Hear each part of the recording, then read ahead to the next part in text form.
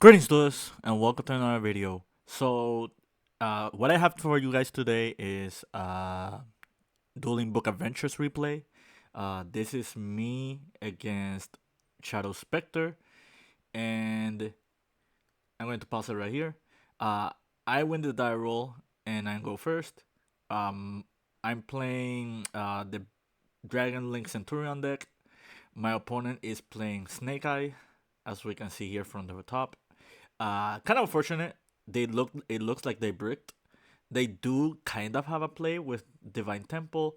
However, uh, we do go first.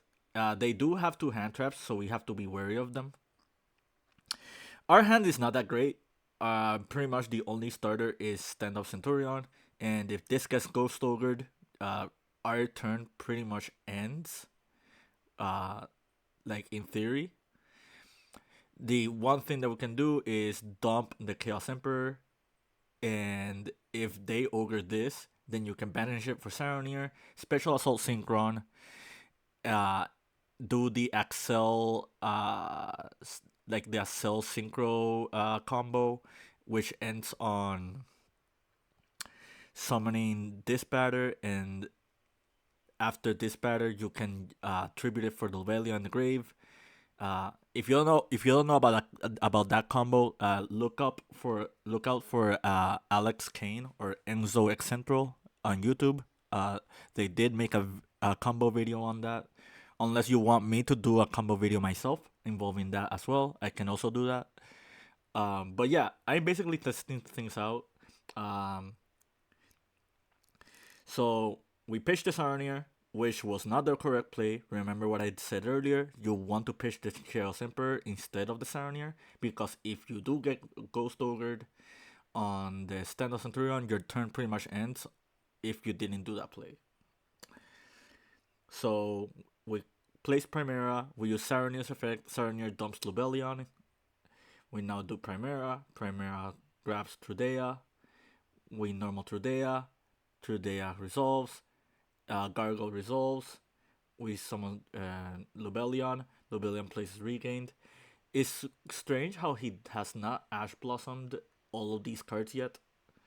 I am thinking he's holding it for Auxila, but holding it for Auxila is not going to do that well. He's forced to like Mourner here, but we can still keep going. And we take note we already have Brandy regained on rotation, so it's just a matter of time uh, till I just recover from resources. I banished for Chaos Emperor. The main reason I'm doing that is because of Brander Regained. The second reason I'm doing this is because I have Assault Synchron in my hand, and we can pretty much make this baiter with this and Assault, and that makes it so we can bring back the Gargoyle. But yeah, we return Lubellion, we draw into a second Assault Synchron, which is unfortunate. Like, these are hard ones per turn on that effect. We make seals, we set True Awakening and pass. So we don't know they are on Ash Blossom, which kind of explains why they held it. Uh, I'm still perplexed why they holded it. Like, I think just resolving it on Primera would have been a correct play, or yeah, just doing it on Primera because you already had Ghost Mourner for the Auxila, so there was no punish. The one thing that does help his case is that he does have the Ash Blossom for the Heretic Seal. So now they draw for turn, they draw into a second Ghost Mourner, which is not good for them, and they just scoop. Pretty unfortunate, but yeah, that just happens when you just play a lot of non-engine. So they have Bonfire, Wanted, Called by, well, Double Wanted, and they have Ghost Ogre. I kind of want to talk about Ghost Ogre a little bit, which is one of the reasons I'm making this video. So, despite Centurion receiving new support from Legacy of Destruction, this format is actually not good for Centurion. And one of the main reasons is Ghost Ogre is in a lot of people's main deck. Uh, if you know about Centurion and you know how this deck works, this deck isn't that fragile to many hand traps. However, Ghost Ogre is one of those hand traps that actually does stop you. But yeah, they pretty much opened like a bunch of engine. So they're just going to resolve all their Snake Eye plays. They grab Witch, and they have the best combo pretty much because they have Witch plus access to Ash. They make Celine. Celine brings back the Witch. They make Appaloosa. Then do Original for Oak for that one. They make Flamberge. They summon IP. They accidentally brought back the IP. Someone was not legal. That's why they brought back Flamberge. Flamberge places IP back, and now they end on number 38. So this is the new M board Snake Eyes are doing. Like as of late, the inclusion of Snake Eye Bellstar in the main deck pretty much facilitates the summon for Titanic Galaxy. So this combo does have like ups and downs. The upside of this combo is that this board is a lot harder to break. Now you cannot use like specific spell cards to like counteract this board. Stuff like talents, stuff like enemy controller, like cards like those. They have a defense mechanism against them. The downside of this combo in particular is that it loses to Sky Crisis. So if people start playing Sky Crisis in their extra deck, or people do play it, they pretty much shut down the entire board unless like Divine Temple resolves. This call by like if you look at this scenario, imagine like I had a Cosmic Cycle in my hand. Any normal summon or special summon from the deck pretty much would have been problematic for your opponent because essentially if they don't temple too early or they hold it, you can pretty much just summon Typhon, get rid of the IP, and this Hope Harbinger and this Flamberge are both shut down. Then you can just run over Appaloosa, bounce one of these two guys, preferably the Titanic Galaxy, and just keep going. So they do that, they draw, they set. So now you're going to see one of the reasons why I play the Rocket Engine in this deck. It's kind of unfortunate that we open Boost Sector, but it does work out for us because it means that we don't have to eat an Appaloosa negate with it. But the whole purpose behind the Quick Launch Engine is because now, if you place the Boost Sector and you summon Striker Dragon, this threatens IP, SP Little Knight rather. This threatens SP, so your opponent must do something about this. Like, if they do not respond to this, you summon SP. SP just banishes anything. And if you try to negate with Appaloosa, the SP will just tag itself out as a quick effect, and they have no other ways to stop it except for the Ghost Ogre. So they call by immediately on the Tracer. They Appaloosa my Lubellion, and now I summon Typhon, and now they're forced into Divine Temple. This is what I was talking about. Like, people who hold the Temple effect into like another problematic summon are just going to get punished by Typhon, because if you have literally anything that can stop this IP from resolving, you pretty much just shut down the entire board. And not only that, if you get rid of Flamberge, like the multiple Flamberge that he has, like there is no follow up like in his deck. But yeah, they summon IP. I chained the Typhon. They chained Wanted instead of Appaloosa, which is a huge misplay on their behalf. So we resolve. We push back the Hope Harbinger. In hindsight, we should just push back the IP and just not worry about the Hope Harbinger because we do have Black Goat for the next turn. And as long as Typhon is on the board, you have nothing to worry about. However, I kind of just wanted to get rid of the body, and I just forced the IP to be linked away with the Appaloosa. If you make it so the IP like uses the Flamberge's material, they instantly lose on follow up. The only follow up that they'll have is the Diabell Star Witch with the Sinful Spoils in the grave.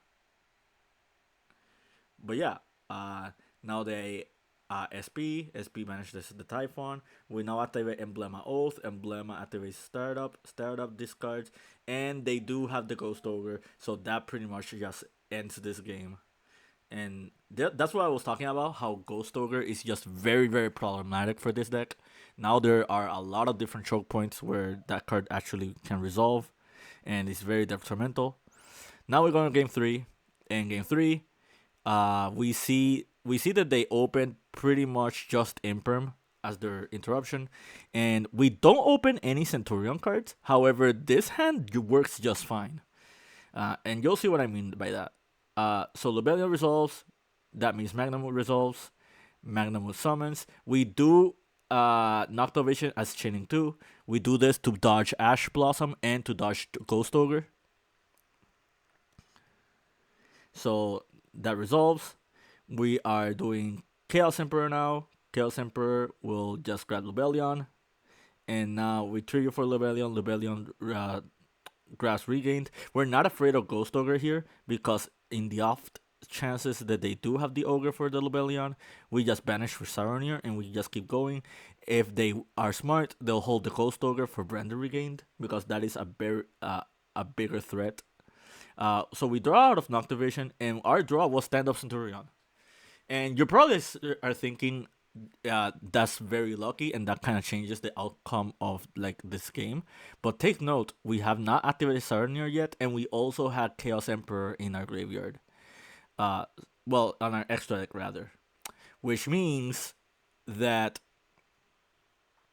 we pretty much have an avenue to draw another card, and that could have potentially grabbed us another Centurion. We have 14 Centurion starters in the main deck.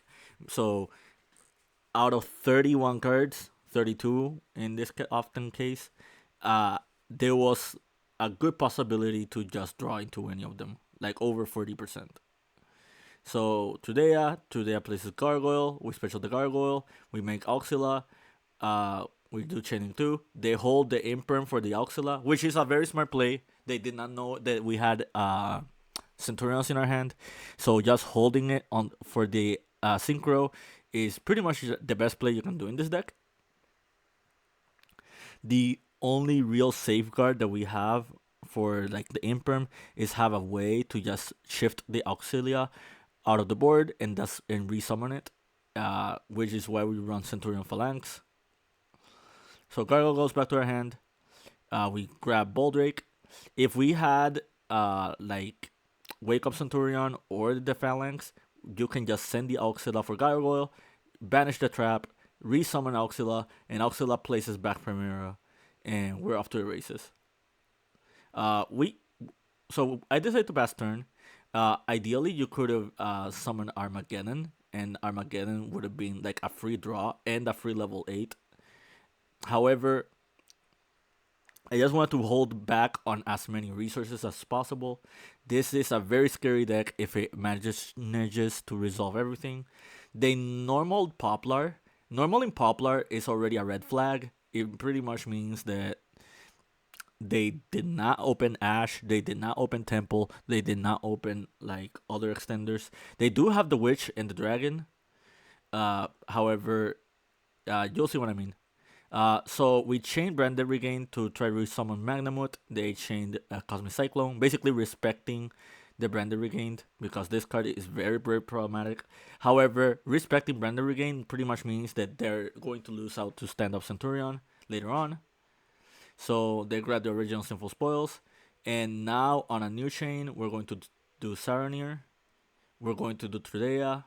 We're going to activate Stand-Up Centurion. Our opponent was asking if there are any tuners present, which they are not. However, this is a legal play because you are using a Centurion as a material, and Chaos Angel can just use any light or dark as the non-tuner if all the materials are light and dark. So we summon the Chaos Angel, and this is something that catches a lot of people off guard. A lot of people just play into this because they don't see any tuners. Chaos Angel is a real card. Remember that. So Chaos Angel resolves. We're chain blocking it with Sarnier just in case. We banish the Poplar. We send Lubellion. The Witch gets summoned. The Witch is not having any real value because this Flamberge has no targets in the grave. And the Witch is going to summon. So they have two cards in hand, and we know that one of them is Snake Eye Original Sinful Spoils. Uh, there are very low chances they have another face-up card they can place on the field because they already committed to their normal summon. So that being thought about, I thought about getting the most value out of Heretic Seal, and the most value I got was to tribute, keep the Wish on board, bounce my own stand-up Centurion. And if you haven't seen my Centurion deck profile, I already talked about this card. But the card we're going to summon with Spheres is Grand Tusk Dragon. For those who don't know what this card does, this pops two cards. So we're going to pop the Witch, we're going to pop the Wanted. They don't have anything engraved to put back with Wanted. And they have two cards in hand, including Original Sinful Spoils. So we're pretty much shutting down their entire turn. And we pretty much win the duel. So the purpose behind showing you this replay is to show you that one, Centurion does have plays outside of Calamity Lock. Two, the Snake Eye deck is now becoming a little bit more vulnerable despite it getting more support. And the last thing is to be wary of different hand traps. Like Mourner is popular, Veiler is popular, Ghost Ogre is now seeing a lot of being seen a lot of play. Cosmic Cyclone is always going to be in people's decks, so that's kind of one of the things that throw off Centurion. When it comes to Centurion, you just have to try to find different layers of interruptions that are not reliant on stand-up Centurion. If you can do that, then I think you will do very fine with this deck, because a lot of people will be accustomed to just using normal forms of interaction against you, and they'll be caught off guard when they see stuff like this, like follow up from this, just to give you like a couple of examples. But yeah, I hope you found this video informative to your liking and understanding. More videos coming soon. Keep practicing and keep dueling.